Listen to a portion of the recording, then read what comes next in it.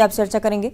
रायपुर से अगली बड़ी खबर, जहां चिटफंड निवेशकों को आज एक बड़ी सौगात मिलने वाली है। चिटफंड के निवेशकों को सीएम भूपेश बघेल राशि लौटाएंगे, ऑनलाइन ट्रांसफर करेंगे राशि। मुख्यमंत्री भूपेश बघेल सीएम आवास पर आयोजन 12 बजे कार्यक्रम का आगाज होगा। रायपुर, बिलासपुर, राजनांदगांव, धमतरी के निवेशक, मनेन्द्रगढ़, चिरमिरी, भरतपुर और कोरिया के निवेशक भी शामिल होंगे।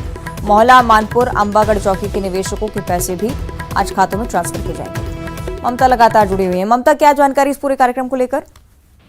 बिल्कुल, देखिए, मुख्यमंत्री भूपेश बघेल लगातार चिटफंड कंपनियों के जो प्रभावित हैं उनको राशि लौटा रहे हैं और आज भी जो है वो चिटफंड कंपनी में जो प्रभावित हैं उनको पीड़ित हैं उनको राशि लौटाई जाएगी और इसके लिए मुख्यमंत्री वो वीडियो कॉन्फ्रेंसिंग के जरिए जुड़ेंगे। रायपुर, बिलासपुर, राजनांदगांव, धमतरी, मनेन्द्रगढ़, चिरमिरी, भरतपुर, कोरिया और मोहला, मानपुर के जो पीड़ित हैं उनको जो है वो राशि जो है वो लौटाई जाएगी और जाहिर तौर पे उनके खाते पे सीधा राशि का अंतरण किया जाएगा। चिटफंड घोटाला जो है वो लंबे जो एक तरह से कहें कि छत्तीसगढ़ में एक बड़ा इशू रहा है और कांग्रेस ने अपने घोषणा पत्र में वादा किया था कि जब वो सरकार में आएगी तो चिटफंड जो प्रभावित हैं उनको जो है वो न्याय दिलाया जाएगा। उन्होंने जिन्होंने उनके साथ फ्रॉड किया है उनकी संपत्ति को कुर्क करके जो पीड़ित है उनकी राशि लौटाई जाएगी। तो यही जो है वो किया जा रहा है। ठीक है, बहुत शुक्रिया आपका ममता जानकारी के लिए। मनेन्द्रगढ़ से अगली बड़ी खबर, जहां देर रात सड़क पर एएसपी उतरे और NH 43 पर एएसपी ने गाड़ियों की जांच पड़ताल शुरू की। नशे में धुत गाड़ी चालकों पर कार्रवाई भी की गई। कार्रवाई की वजह से तमाम वाहन चालकों में हड़कंप की स्थिति भी। तस्वीरें आप देखिए देर रात की। एएसपी खुद सड़कों पर मौजूद थे। चेकिंग अभियान पुलिस की तरफ से बड़े स्तर पर चलाया गया।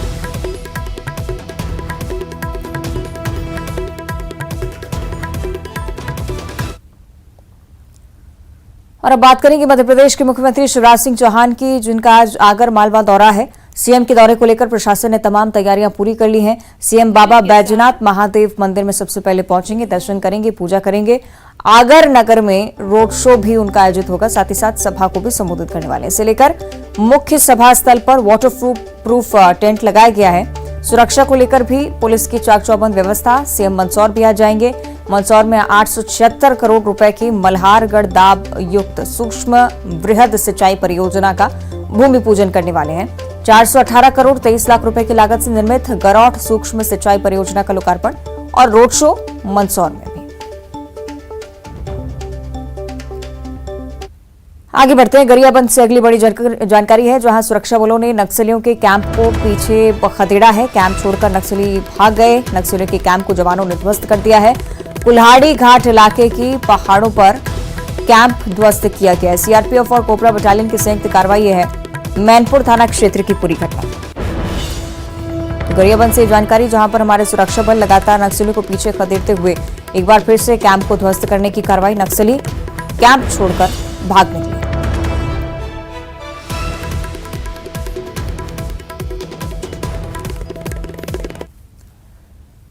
इंटरनेट, ईमेल, मोबाइल, एसएमएस और कुरियर के जमाने में पोस्ट ऑफिस का चलन बहुत कम हो गया। एक वक्त था जब लोग पोस्टमैन का बेसब्री से इंतजार करते थे। मौजूदा दौर में स्पीड पोस्ट और रजिस्टर्ड डाक के बढ़ते प्रचलन से साधारण पत्र की उपयोगिता कम हो गई है और इसी के चलते डाकघर के बाहर और शहरों में महत्वपूर्ण स्थानों पर दिखाई देने वाले लाल डिब्बे की अहमियत खत्म होती जा रही है। भारत में डाक सेवा का इतिहास बहुत पुराना है। एक विभाग के रूप में इसकी स्थापना 1 अक्टूबर 1854 को लॉर्ड डलहौजी के काल में हुई थी और डाक विभाग सार्वभौमिक सेवा दायित्व के तहत सब्सिडी आधारित विभिन्न डाक सेवाएं देता है। 21वीं सदी में हम आ गए हैं, लेकिन पुराने परिवेश को लगातार धीरे धीरे भूलते जा रहे हैं। ऐसा इसलिए कि पहले मुख्य चौक चौराहों पर लाल डब्बों का रहता था। पोस्ट मास्टर का ग्रामीण हो या शहरी क्षेत्र में लोग इंतजार किया करते थे पोस्ट मास्टर अंकल का, और घंटियों का आवाज़ सुनते घर के बाहर निकल जाते थे। ऐसे में आप देख सकते हैं यह लाल डब्बा रखा हुआ है और पिछले कई सालों से बढ़ते संचार के कारण इन साधारण पत्र की उपयोगिता खत्म सी हो गई है। आपको बता दूं कि जिस तरह से लगातार स्पीड पोस्ट और अन्य जो दूर संचार के माध्यम है, जिनके कारण आज लाल डब्बे की उपयोगिता ना ही दिखाई देती है, ना ही चौक चौराहे पे कहीं समझ में आते हैं। ऐसे में जो यहाँ के लोग हैं, यहाँ के जो शहरी क्षेत्र हो या ग्रामीण क्षेत्र है, वहाँ पे लाल डब्बा की उपयोग अब बंद सी हो गई है। ये देख सकते हैं कि ये पोस्ट जो उप डाकघर है खड़गवां का, यहाँ पे काफी लंबे समय से नॉर्मल साधारण पत्र के माने तो एक भी पत्र अभी तक नहीं आए हैं। 1856 में इसकी पदस्थापना हुई थी एक विभाग के रूप में, जिसके बाद अब तक जो है यह काफी लंबे समय से और भारत के इतिहास में सबसे पुराने जो है दूरसंचार के लिए माना जाता था। आप इसी अंदाजा लगा सकते हैं। हमारे साथ एक युवा भी हैं, उनसे बात करते हैं। किस तरह से आप यहाँ किस लिए आए थे, बताएंगे? मैं स्पीड पोस्ट करने के लिए आया था अभी। तो आपको लगता है कि यहाँ पे जो है साधारण पत्र जो है आपने कभी उपयोग किया है? मुझे तो काफी दिन ऐसा नहीं लगता कि मैं क्या, कोई भी नहीं कर रहा है अभी साधारण पत्र, तो कोई भी यूज नहीं कर रहा है। क्या कारण है इसका? संचार के इतने सारे माध्यम हैं, मेल है और आपका मोबाइल है। सबसे बड़ा तो मोबाइल के मैसेज किसी को करना हो, मैसेज कर दिए, व्हाट्सएप कर दिए, मोबाइल से बात कर लिए। तो आप देख सकते हैं कि ये युवा पीढ़ी है आज की, और जिस तरह से बता रहे थे कि दूर संचार के मोबाइल एक कारण है जो सबसे बड़ा, जो जिसके कारण साधारण पत्र की उपयोगिता खत्म सी हो गई है। सुजीत शाह, न्यूज 18 छत्तीसगढ़। और बलौदाबाजार से आई कुछ तस्वीरें अब आपको दिखाते हैं। वैसे ये तस्वीरें नई नहीं हैं, लेकिन सवाल सबक का है जो कोई लेने को तैयार नहीं है। ना तो मस्ती की खुमारी में डूबे युवा, ना ही स्थानीय प्रशासन।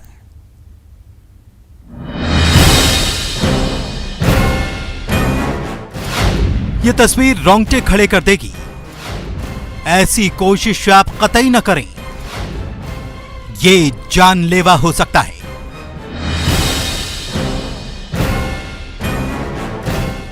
जी हां, हर बार ये तस्वीरें सामने आती हैं और हर बार कोई हादसा होने के बाद समझाइश भी दी जाती है, लेकिन ना मानने वाले कहां मानते हैं। देखिए तो कैसे मस्ती में डूबे ये लोग अपनी जान को खुलेआम जोखिम में डाल रहे हैं। ना किसी हादसे से सबक, ना ही किसी को मौत का खौफ। आखिर ये मस्ती क्यों नहीं सबक लिया जाता, और क्यों हर बार प्रशासन को कोसा जाता है। ये युवा ना तो दूध पीते बच्चे हैं और ना ही मानसिक रूप से कमजोर, लेकिन जवानी की मस्ती इन पर ऐसी हावी हो रही है कि पूछिए मत। अपनी ही जान को मुश्किल में डालने पर आमादा हैं ये लोग। देखिए जरा बलौदाबाजार के कसडोल के सिद्धकोल पर्यटन स्थल पर कैसे और कितनी ऊंचाई से बिना किसी डर के ये छलांग मार दे रहे हैं। अब ऐसे में कोई हादसा होता है तो उसका जिम्मेदार कौन होगा? हर बार बारिश के मौसम में ऐसी ही तस्वीरें नुमाया होती हैं। बारिश होती है, झरना बहता है, पर्यटन के लिए लोग पहुंचते हैं, लेकिन फिर नजर आता है ये जानलेवा स्टंट। और सबसे हैरत की बात यह कि ऐसे स्टंट में जान जाने की खबरें हर बार सामने आने के बावजूद शासन प्रशासन की तरफ से भी पुलिस या होमगार्ड जवानों की तैनाती तक नहीं की जाती, जो इन्हें रोक सके, जो इन्हें जान जोखिम में डालने से पहले टोक सके। Bureau report, news 18 Madhya Pradesh, Chhattisgarh. और अब जशपुर से अगली बड़ी खबर, जहां हाथी के हमले में एक महिला की मौत हो गई है। पति और बच्चे ने भागकर अपनी जान बचाई। गांव में जमकर उत्पात मचा रहे हाथी। बगीचा वन परिक्षेत्र के कुटुमा की पूरी घटना। हाथी ने अचानक से महिला पर हमला कर दिया, उसकी जान चली गई, लेकिन पति और बच्चा उसके साथ मौजूद था, वो वहां से भाग निकले। गांव की स्थिति हम आपको बताएं तो हाथी लगातार उत्पात मचाता हुआ बगीचा वन परिक्षेत्र के कुटुमा का ये पूरा मामला। वन विभाग हालांकि लगातार निगरानी कर रहा है।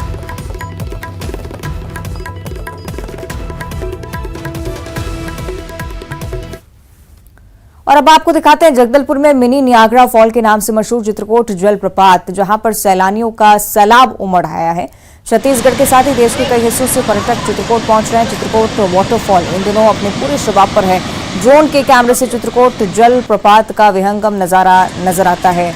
आपको ये भी बताएं कि यहाँ पर 90 फीट की ऊंचाई से इंद्रावती गिरती हैं और बारिश के समय चित्रकूट का नजारा देखते ही बनता है।